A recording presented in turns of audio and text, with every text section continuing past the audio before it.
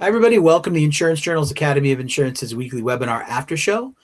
I'm your host, George, and joining me for the Aftershow today is the instructor for today's class. Today's class is Emerging EPLI Risks, and our instructor is the inimitable Mr. Casey Roberts. Casey, welcome to the Aftershow, and thank you for a great class today. It was a great way to kick off the 2026 season of Academy of Insurance classes. I thank you for doing that, and how are you? First of all, George, awesome to see you. Great to work with you as always. And you know that, but I'm going to tell you, even though you do know it. So there. And I am doing quite well. Thank you for asking. It's always great to work with you and the Academy. And it was kind of cool to be the inaugural 2026 presentation. So who could say no to that? Not me, and not the Academy, and not our whole membership base. So thank you so much, Casey, again for that. Emerging EPLI risks. So you've given this class for us a few times, and workers' compensation is one of your growing forte of subjects and topics. And I noticed that AI and its uses in hiring was a new risk, or is it a new risk? I mean, does this list of risks change much, or is AI a newer thing that you added to the class, or can you tell us more about that? So I've done a what I would call a basics of EPLI class before, and as we were talking about that, you and me and Patrick, we decided that one of the things we wanted to do was say, okay, what are we looking at that might be newer, or need to be emphasized, or might be of a significant consideration to our employers and to our agency and brokerage force.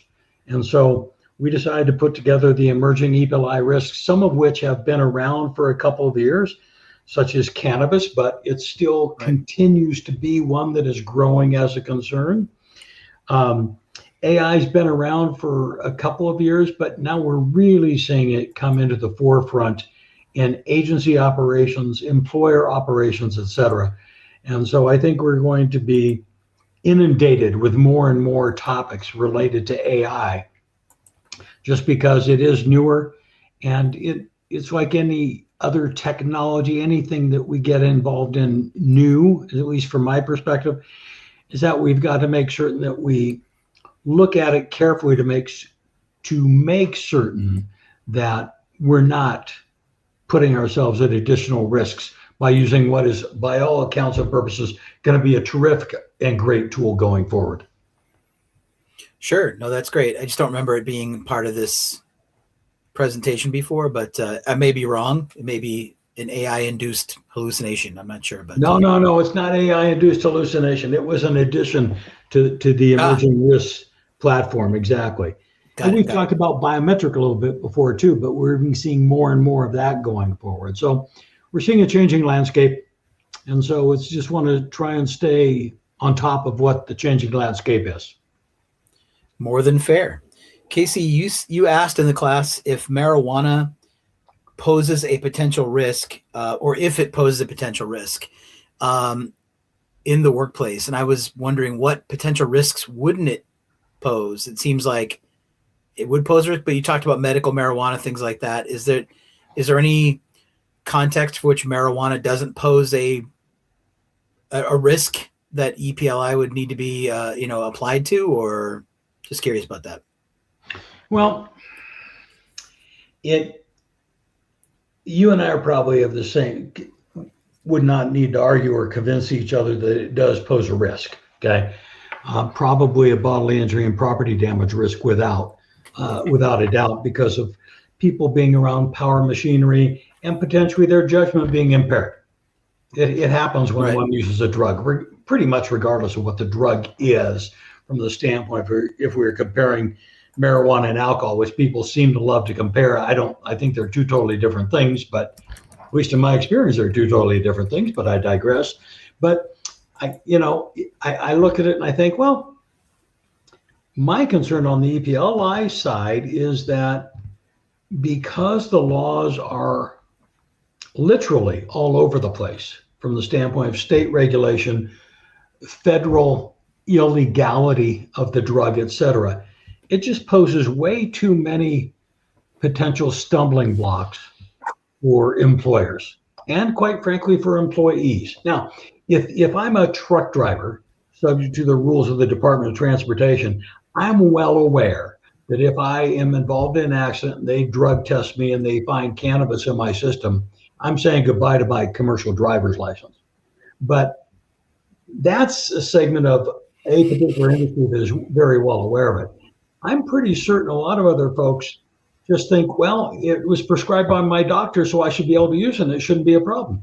But not necessarily so, as we discussed earlier today. I mean, if one is part of the federal contract or a federally paid contract, you're still in violation of federal law. And if, boom, if that costs you your job, it costs you your job, and you're not going to have any recourse per se. Absolutely. Thank you for that. You talked about hybrid employees, people that work in home offices. And I my only experience with you has ever been from your home office or your office.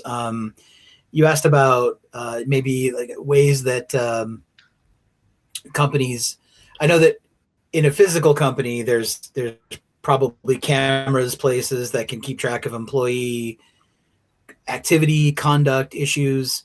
And you said something about maybe having a camera in the remote workplace. Would you ever want that? Would you, if you, would you want your companies at Loris or your employees at Loris to have a camera on them? I know that I would hope that people would trust me enough not to have a camera on me, but what's your thought? Would that mitigate the need for the toolkit, or do you think? Oh, George, if I hired you, I'd have 24/7 security watching you, man. I mean, that's you know that, right? Just as the words left my mouth, I figured you'd say something like that. Yeah, you shouldn't have given me such a softball. Sorry about that. You've forgotten, but it's been a few months since we've worked together. A little rusty. Sorry. It's again, regardless of whether we're talking a camera, if we're talking tracking software on a computer, regardless of what sort of steps an employer is going to take, I think the key criteria are, and this is such an overword use, but I'll could contribute to it being overused, is the transparency between the employer and the employee about what is being done, why it is being done, the purpose behind it. Is it going to be kept? Is it not going to be kept? What kind of, not only the purpose, but are we going to leverage it as the employer? How are we going to do that? Right. And then also receiving a signed acknowledgement from the employee that they're aware of the use of these tools, so that they don't have the ability in the future to say, well, I didn't know that, I never signed off on that, et cetera. Right? So it comes down to one of the basics of the insurance world, or quite frankly, any business, which is, if you're going to do it, that's fine. Just be transparent about it and document it and let everyone know what's going on. Shouldn't be a problem. But it will be, because we know folks won't follow those simple guidelines. Right. You entertainingly mentioned, what? I'm pregnant. You had that part of the unit, and thank you for the disclaimer on whether or not you personally could speak from experience. Are you often mistaken for somebody with child, or what's the? Let's not go there, George. Okay, if you're trying to intimate that I need to spend a little more time in the gym, you are 100%. No. You're 100% correct. That's the thing. I just have a couple more questions. We'll just go over. We'll just dance over that one. You talked about DEI too, as and the ideas of discrimination or reverse discrimination. Has anyone ever thought of is there such a thing as inverse discrimination? And I wish that Patrick were here for this question, because when you're discriminated against yourself, is that something new? Because we love language at the Academy of Insurance, like essential terms and concepts. Is inverse discrimination something that should be part of the EPLI toolkit? People being too harsh on themselves and discriminating against themselves. Number one, I'm going to completely agree with you.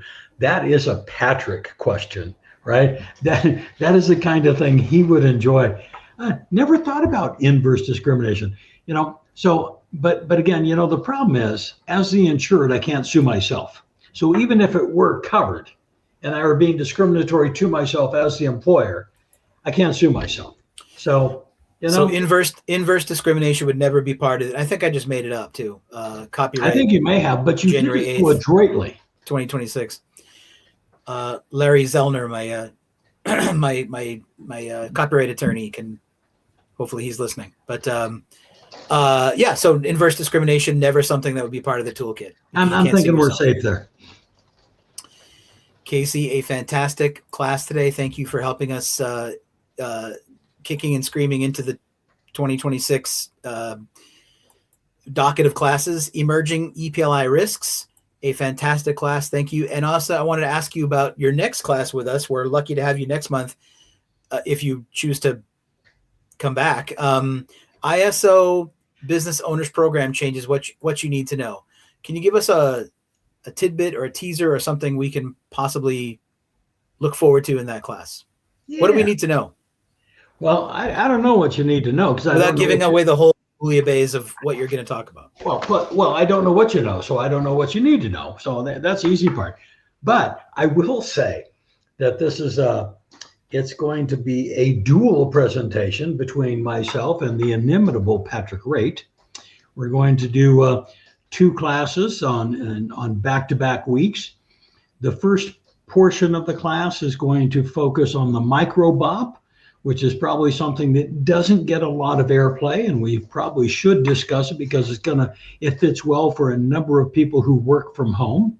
And then the second portion of the class is going to be focused on the BOP that has been significantly updated in the 2025 edition by ISO. So we're going to look at some endorsements, some different exclusionary language. We're just going to give a pretty darn good overview over essentially 2 hours of presentation about how these products can help our insurers, and as well as to beware of some of the pitfalls if one doesn't pay attention. Fantastic. And over 2 weeks, we're going to do this? We're going to do this over 2 consecutive Wednesdays in February. So let's see. Inverse recrimination. Is that something we can study in those? No? Inverse? Never mind. Send me an email on that. I'll take a look. All right. And I wouldn't do that for Patrick, but for you, I'll make an exception. You rock, sir. Thank you so much. Casey Roberts.